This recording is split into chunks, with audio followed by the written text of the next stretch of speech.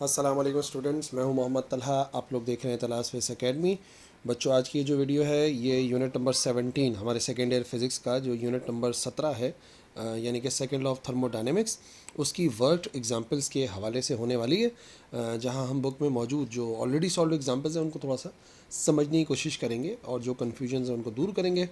तो चलिए स्टार्ट करते हैं विद वर्कड एग्जाम्पल 17.1, जो कि पेज नंबर 42 पर आपको मिलना शुरू हो जाएंगी। अच्छा जी, Carnot engine operate between two temperatures reservoir. एक कार्नोट इंजन है वो ऑपरेट कर रहा है, दो टेम्परेचर हैं रेजरवायर के, एक 227 डिग्री सेल्सियस है और दूसरा जो है वो 27 डिग्री सेल्सियस है। अब ये तो आप समझ गए होंगे कि इसमें से हॉट बॉडी का टेम्परेचर क्या है, हॉट रेजरवायर कौन सा है, ज़्यादा वाला, और कोल्ड रेजरवायर जो कि है कम वाला। So what is the maximum efficiency of Carnot engine, उस कार्नो इंजन की मैक्सिमम एफिशिएंसी कितनी होगी, ये कैलकुलेट करना है। ठीक है, तो ज़्यादातर देखो जो बच्चे मिस्टेक करते हैं सवाल के अंदर वो होता है कि टेम्परेचर को सही ना पहचानना। अब ये ना टेम्परेचर है हॉट रेजरवायर का, इसको आगे पीछे कर देते हैं बच्चे। तो हॉट रेजरवायर का टेम्परेचर RES करके लिख दिया मैंने, ये हो गया T1, ये हो जाएगा 227 डिग्री सेल्सियस। और दूसरा जो है कम वाला, ये होगा temperature of cold reservoir. Cold reservoir का टेम्परेचर है T2 जो कि होगा 27 डिग्री सेल्सियस। एंड हमें मालूम करनी है कि उसकी एफिशिएंसी कितनी होगी। ठीक है, एफिशिएंसी ये आ गया हमारे पास, ईटा से ज़ाहिर करते हैं या ई से ज़ाहिर कर देते हैं, दोनों बातें चल सकती हैं। अच्छा जी, अब अगर सोल्यूशन पर आएंगे तो दूसरी मिस्टेक अगर बच्चे करते हैं तो वो फार्मूले में करते हैं। अब अगर आपको एफिशिएंसी कैलकुलेट करनी है तो देखो, एफिशिएंसी का फार्मूला होता है सिंपल सा, ईटा बराबर है 1 minus T2 divide by T1, और फिर उसको मल्टीप्लाई बाय 100 करा देंगे परसेंटेज में कैलकुलेट करने के लिए। अच्छा जी, अब टेम्परेचर जो है वो केल्विन में होना चाहिए, ऐसा यूनिट केल्विन है, तो कन्वर्जन कर लेते हैं। कन्वर्जन होगी यहाँ पर +273 ताकि केल्विन में आ जाए, और इधर भी हो जाएगा +273 ताकि केल्विन में आ जाए। सो पहला वाला हो जाएगा 227 और +273, ये तो पूरा पूरा राउंड ऑफ होके हो गया 500 केल्विन, और 27 और 273 ये हो जाता है 300 के बराबर केल्विन। तो वैल्यूज़ पुट कर देते हैं हमारे पास। ईटा बराबर आ जाएगा 1 माइनस T2 है 300 और डिवाइड बाय T1 है 500, और फाइनली मल्टीप्लाई करा देंगे 100 से। So 300 divided by 500, it is equal to 0.6, 1 minus 0.6 और मल्टीप्लाई कराना है 100 से ईटा। सो 1 माइनस 0.6 ये हो जाता है 0.4 इंटू 100, और 0.4 इंटू 100 ये होता है 40%। ठीक है, ईटा आ जाएगा 40% के बराबर। ओके जी, अगले सवाल पर आइए।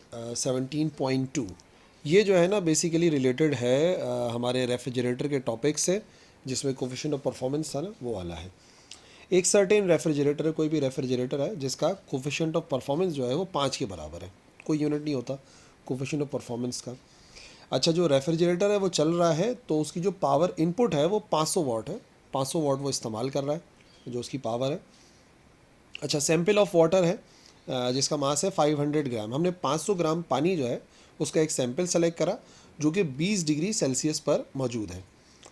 फ्रीज़र के अंदर हमने रख दिया, फ्रीज़र कंपोनेंट के अंदर।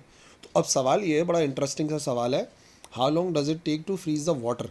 तो कितनी देर लगेगी इस पानी को फ्रीज़ करने के लिए, आइस बनाने के लिए, और वो है 0 डिग्री सेल्सियस।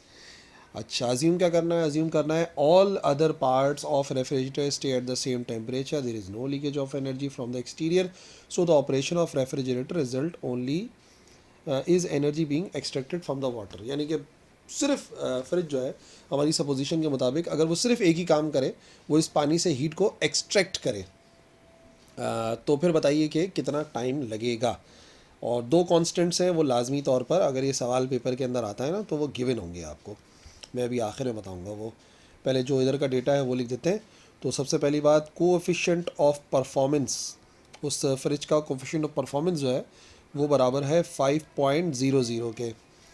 रेफ्रिजरेटर चल रहा है और उसकी पावर दी हुई है कि रेफ्रिजरेटर की इनपुट पावर कितनी है, तो पावर है 500 वाट के बराबर। ऐसा यूनिट वाट होता है, कुछ भी कन्वर्ट नहीं करना।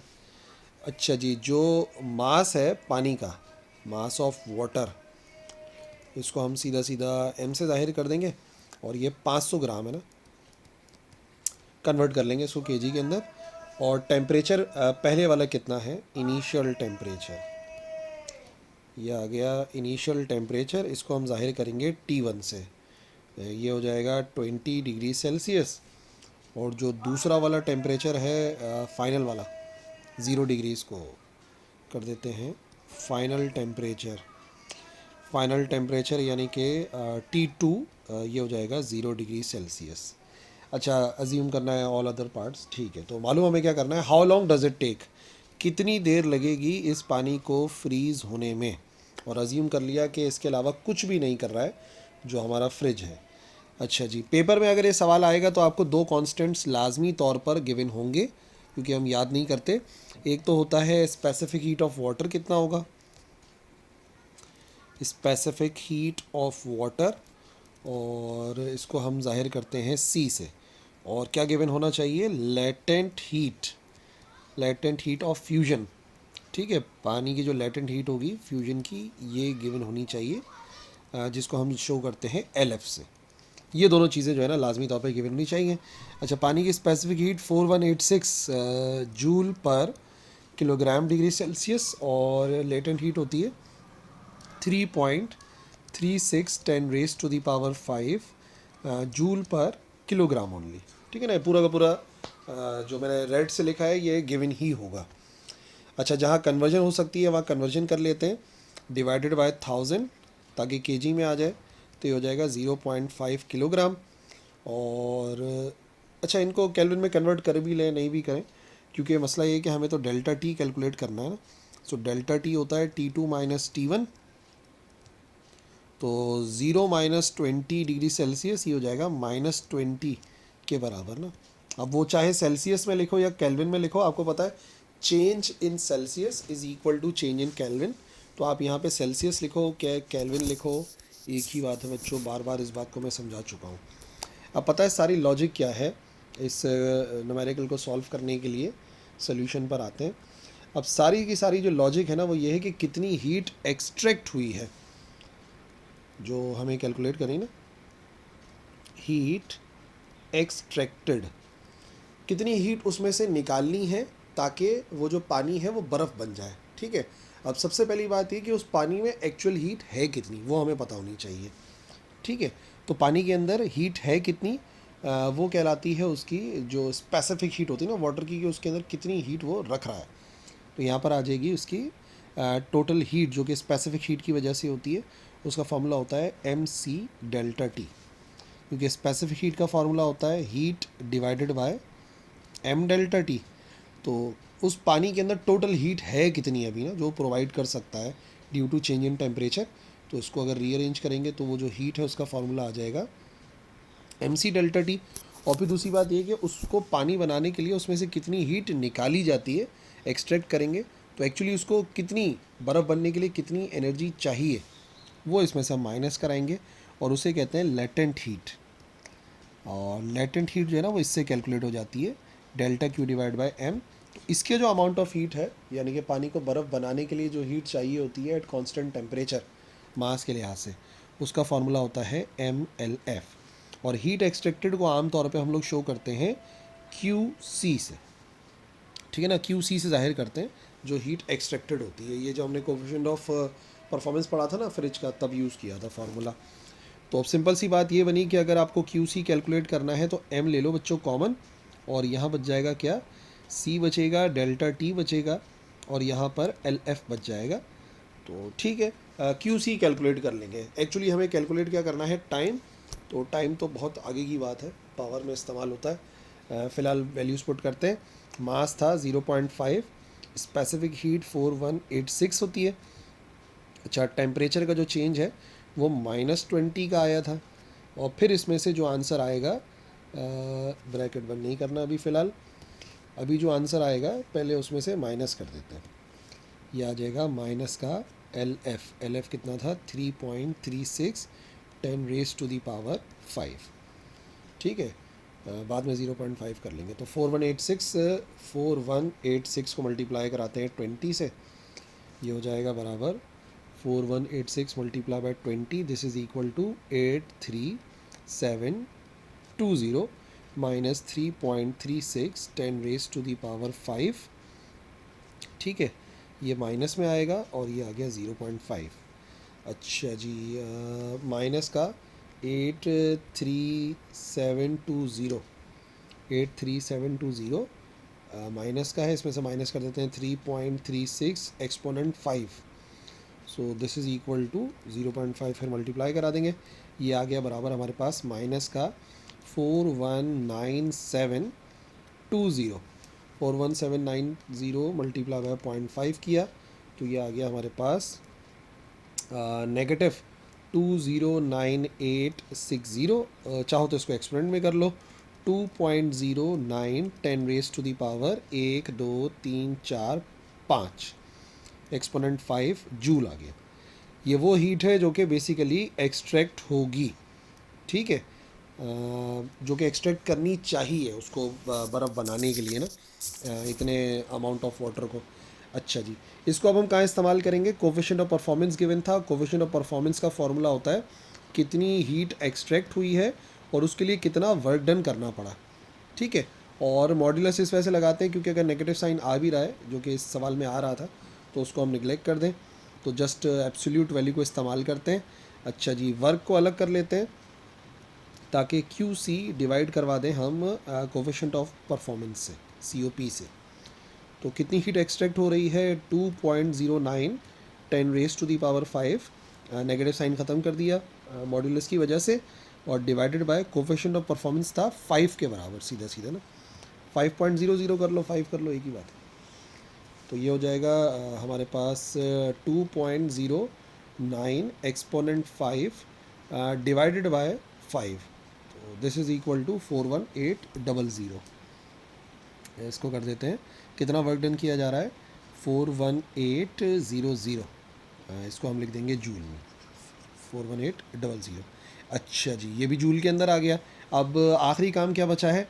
देखिए, पावर की डेफिनेशन आपको याद होगी, पावर बराबर होता है work done per unit time, ठीक है। पावर कितना काम कर सकता है फ्रिज, वो तो पावर पे डिपेंड करता है। सो रीअरेंज करेंगे तो टाइम बराबर आ जाएगा कितना वर्क डन हो रहा है और उसकी पावर कितनी है। तो वर्क डन करना पड़ रहा है उसको बर्फ़ बनाने के लिए 41800, और पावर थी 500 वाट। सो इस वैल्यू को डिवाइड करा देते हैं 500 से, दिस इज़ इक्वल टू 83.6 के। इसका मतलब क्या हुआ? तकरीबन 83.6 सेकंड्स लगेंगे उस पानी को बर्फ़ बनने के लिए। और चाहो तो समझ के लिए इसको डिवाइड बाय 60 करो, पता लग जाएगा कि कितने मिनट की बात हो रही है, तकरीबन 1.39, ठीक है जी। 83.6 सेकंड भी कह सकते हैं, ऐसा यूनिट तो यही है। और समझने के लिए आप उसको मिनट में भी कन्वर्ट करके देख सकते हैं। 17.3 work example, what is the coefficient of performance of refrigerator? एक रेफ्रिजरेटर है, उसका कोफिशिएंट ऑफ परफॉर्मेंस कैलकुलेट करना है हमें, जो कि ऑपरेट करना है कार्नो एफिशिएंसी बिटवीन टेम्परेचर होगा ये, एफिशिएंसी बिटवीन, ये क्या है, -3 और 27, ठीक है। ये हैं टेम्परेचर्स, इन पर जो है वो फ्रिज काम कर रहा है। तो हमें कैलकुलेट करना है उसका COP, कोफिशिएंट ऑफ परफॉर्मेंस। तो रिक्वायर्ड में तो हम ये लिख देंगे, कोफिशिएंट ऑफ परफॉर्मेंस जो है वो रिक्वायर्ड है। अच्छा जी, यहाँ पर हमें जो है दो टेम्परेचर गिवन है, एक टेम्परेचर ऑफ कोल्ड बॉडी और टेम्परेचर ऑफ हॉट बॉडी। तो टेम्परेचर ऑफ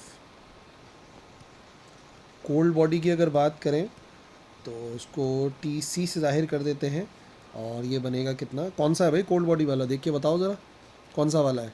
ये होगा -3.00। और अगर आप लिखना चाहें temperature of hot reservoir, hot body, उसको शो कर देते हैं TH से, और जाहिर सी बात है वो होगा 27 वाला डिग्री सेल्सियस।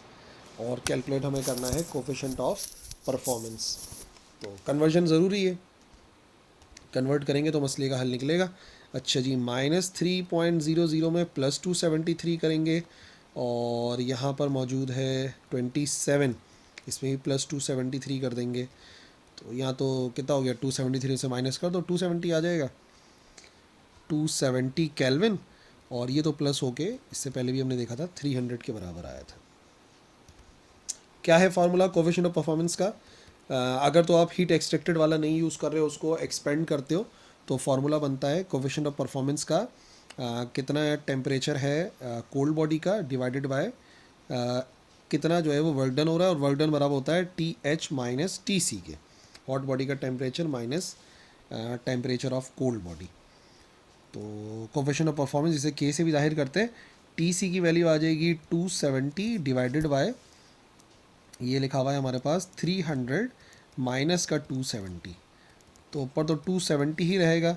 अच्छा, 300 माइनस कर लो तो ये हो जाएगा बराबर 30 के, तो 0 से 0 कैंसिल, और ये आ गया हमारे पास 3 1 ज़ार 3, 3 9 ज़ार 27। तो कोफिशिएंट ऑफ परफॉर्मेंस जिसका कोई यूनिट नहीं होता, बेसिकली उसका आंसर आ जाएगा बराबर 9 के। तो एक ऐसा फ्रिज जो कि इन टेम्परेचर्स के दौरान में काम कर रहा है, उसका coefficient of performance equal to होगा 9 के। अच्छा जी, 17.4, what is the change in entropy? Entropy का चेंज कैलकुलेट करना है of 30 gram of water, 30 gram पानी जो 0 डिग्री सेल्सियस के ऊपर है, उसमें एंट्रोपी में कितना चेंज आएगा अगर उसी को चेंज किया जाता है आइस में। Take latent heat of fusion of ice, वही वैल्यू जो इससे पहले हमने यूज़ की थी, बस हमने एक्सपोनेंट में इस्तेमाल की थी, यहाँ पर इस तरीके से गिवन है। तो देखो बच्चों, सीधी सी बात है, चेंज इन एंट्रोपी कैलकुलेट करना है हमें कि 30 ग्राम पानी को हमने आइस में चेंज करा है, ठीक है, आइस में हमने उसको चेंज किया है। तो कैलकुलेट करना है चेंज इन एंट्रोपी, एंट्रोपी के चेंज को हम डेल्टा एस से जाहिर करते हैं। अच्छा जी, मास ऑफ वाटर गिवन है 30 ग्राम के बराबर, mass of water, mass of water को MW कह दूँ, थोड़ा सा इजी हो जाएगा, MW का नाम दे देते हैं, तो ये हो जाएगा 30 ग्राम। अच्छा जी, जिस टेम्परेचर पे ये सब कुछ हो रहा है, जो टेम्परेचर है जिस पे सब कुछ हो रहा है वो 0 डिग्री सेल्सियस है, और लेटेंट हीट हमें गिवन है, लेटेंट हीट ऑफ आइस हमें दी गई है, लेटेंट हीट ऑफ आइस को LF से शो किया है, और ये हो जाएगा 3.36 10 raise to the power 1 2 3 4 5 joule per kilogram के बराबर। अच्छा, कन्वर्जन देख लो किस किस चीज़ की कन्वर्जन हो सकती है। ग्राम को किलोग्राम में करना है, डिवाइड बाय 1000 कर देते हैं, तो ये हो जाएगा बराबर MW जो है मास ऑफ वाटर, MW ये हो जाएगा 0.03 किलोग्राम, ठीक है। अच्छा, उसके बाद इस तरह प्लस 273 करना पड़ेगा, तो ये तो सीधा सीधा 273 केल्विन आ जाएगा। अब बात यह है कि हम फार्मूला कौन सा इस्तेमाल करें ना, ये भी तो एक इम्पॉर्टेंट बात है ना, हमें फार्मूला कौन सा इस्तेमाल करना चाहिए। अगर एंट्रोपी की बात करें पहले, तो भाई हमें पता है चेंज इन एंट्रोपी निकालना है, तो कितनी हीट थी और कितने टेम्परेचर पे थी। तो टेम्परेचर तो हमें यहाँ से मिल जाएगा, अब हीट के बारे में सोचना पड़ेगा कि हीट कितनी होगी। पानी को बर्फ़ बनाना है ना, सीधी सी बात है ना, वाटर है 0 डिग्री सेल्सियस, उसको हमें बर्फ़ में कन्वर्ट करना है। तो जब भी स्टेट को चेंज करते हैं तो लेटेंट हीट का इस्तेमाल होता है, और लेटेंट हीट ऑफ फ्यूजन का फॉर्मूला होता है delta Q divide by M। तो अगर रीअरेंज करेंगे तो इसको इक्वेशन में बोल देता हूँ पहले, डेल्टा Q बराबर आ जाएगा MLF के, ठीक है जी। तो बस डेल्टा Q की जगह पे ये फार्मूला पुट कर देते हैं, तो delta S is equal to MLF over, ठीक है, ये हमारे पास आ जाएगी वैल्यू T। तो सिर्फ क्या करना है, MLF और डिवाइड बाई T करना है। मास की वैल्यू है 0.03 के बराबर, लेटेंट हीट को हमने बोल दिया था 3.36 10 raise to the power 5 over, temperature था सीधा सीधा 273। तो आई थिंक इसको एक ही साथ कर लेना चाहिए हमें। तो ये है बराबर 0.03 के मल्टीप्लाई बाय 3.36 एक्सपोनेंट 5, और फिर डिवाइड करा देते हैं 273 से। सो ये बराबर आ जाएगा 36.9, 36.92। अच्छा, और यूनिट क्या बनेगा? ऊपर आ गया हमारे पास जूल और नीचे आ गया केल्विन वाला temperature. So change in entropy निकालना था, इतना ही आना चाहिए। नेक्स्ट 17.5, दोबारा वही सवाल है, लेकिन इस मर्तबा स्टेट नहीं बदली बल्कि इस मर्तबा टेम्परेचर बदला है। सो कैलकुलेट चेंज इन एंट्रोपी, मैं साथ साथ डेटा बना लेता हूँ क्योंकि आधी बात तो ऑलरेडी हम लोग डिस्कस कर चुके हैं, सिर्फ एक डिफरेंस समझना है पिछले वाले उससे। कैलकुलेट करना है हमें चेंज इन एंट्रोपी, यानी कि वही डेल्टा एस हमें कैलकुलेट करना है। अच्छा जी, मास गिवन है, मास है एम, किस चीज़ का मास है? वाटर का ही मास है, ठीक है। और पता है यहाँ पे भी मास ऑफ वाटर ही था पिछले वाले में ना, तो आप उसको एम लिख दो, एम डब्ल्यू लिख दो। मास ऑफ वाटर कितना है? 10 किलोग्राम के बराबर है। अच्छा, यहाँ पे टेम्परेचर बदल रहा है बच्चों, सो यहाँ पे स्पेसिफिक हीट इस्तेमाल होगी और वो क्वेश्चन में गिवन भी है। तो कितना है चेंज इन टेम्परेचर? डायरेक्ट लिख दूँ, चेंज इन टेम्परेचर जिसे हम डेल्टा टी से शो करते हैं, तो 100 माइनस 90, तो इसका मतलब टेम्परेचर का चेंज आ रहा है 10 के बराबर। और चाहे उसको सेल्सियस में लिखो, केल्विन में लिखो, एक ही बात है, क्योंकि change in Celsius is equal to change in Kelvin. और आखिरी बात गिवन है हमें specific heat of water, specific heat को हम सी से जाहिर करते हैं, so this is equal to 4180 joule per kilogram Kelvin. अब काफ़ी हद तक पिछले वाले न्यूमेरिकल से मिलता जुलता है ये सवाल ना। फ़र्क क्या है? वहाँ पर टेम्परेचर कांस्टेंट था, स्टेट बदल रही थी, यहाँ पर स्टेट नहीं बदल रही बल्कि टेम्परेचर बदल रहा है। तो अगर फॉर्मूला इस्तेमाल करेंगे डेल्टा एस का, तो delta Q divide by T होता है ना, बट इस केस के अंदर डेल्टा क्यू एक्चुअली बराबर होगा सी एम डेल्टा टी के बराबर। क्यों? क्योंकि हमें पता है कि स्पेसिफिक हीट का फार्मूला वैसे होता है delta Q divide by M delta T. तो बस ये एम डेल्टा टी इधर आके मल्टीप्लाई हो जाएगा, तो वैल्यू क्या बन जाएगी फिर? चेंज इन एंट्रोपी की, ऊपर आ गया डेल्टा क्यू की जगह पे सी एम डेल्टा टी, और नीचे ऑलरेडी लिखा हुआ है हमारे पास टी, ठीक है। बस अब यहाँ पर ना आप एक बात सोचोगे कि सर ये टेम्परेचर कौन सा लिखा हुआ है? ऊपर तो चलो डेल्टा टी हम निकाल लेंगे, ये कौन सा टेम्परेचर है? तो याद रखना बच्चों, ये जो टेम्परेचर होता है ना, ये एवरेज टेम्परेचर होता है, ये टेम्परेचर होता है एवरेज वाला। तो आप चाहो तो एवरेज इधर ही लिख दो, या फिर आप अलग से कैलकुलेट कर लो एवरेज, आप डेटा के अंदर भी निकाल सकते हो और वैसे भी इधर लिख सकते हो। तो अगर एवरेज हमें निकालना होगा तो एवरेज आ जाएगा T1 प्लस T2 करेंगे और डिवाइड बाई 2 कर देंगे।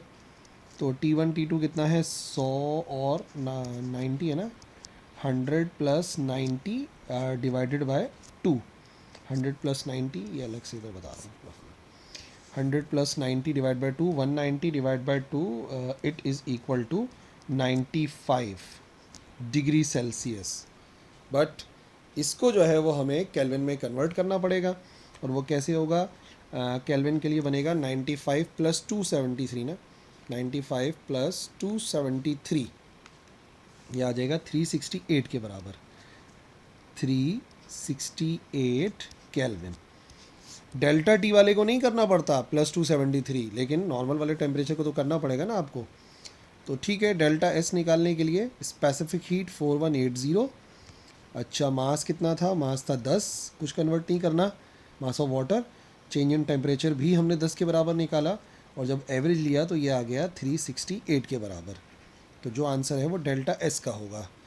अच्छा जी, हो जाएगा 4180 मल्टीप्लाई बाय 10 मल्टीप्लाई बाय 10, यानी कि एक बार मल्टीप्लाई बाय 100 करा दो, और डिवाइड बाय कराना पड़ेगा 368 से, तो ये बराबर आ जाएगा 1135.8, 1135.8 जूल पर किलोग्राम के बराबर। ठीक है भाई, तो दोनों न्यूमेरिकल काफ़ी सिमिलर थे, बस दोनों में डिफरेंस क्या था कि पहले वाले के अंदर स्टेट बदल रही थी, टेम्परेचर कांस्टेंट था, और अभी स्टेट एक जैसी है बट टेम्परेचर चेंज हो रहा है। ठीक है, तो बस यही 5 वर्क एग्जाम्पल है इस चैप्टर के अंदर। आई होप समझ में आ गई होंगी। कोई कन्फ्यूजन है तो लिख सकते हो कमेंट सेक्शन में, इंशाल्लाह रिप्लाई कर दूंगा। That's all for this video. अल्लाह हाफिज़।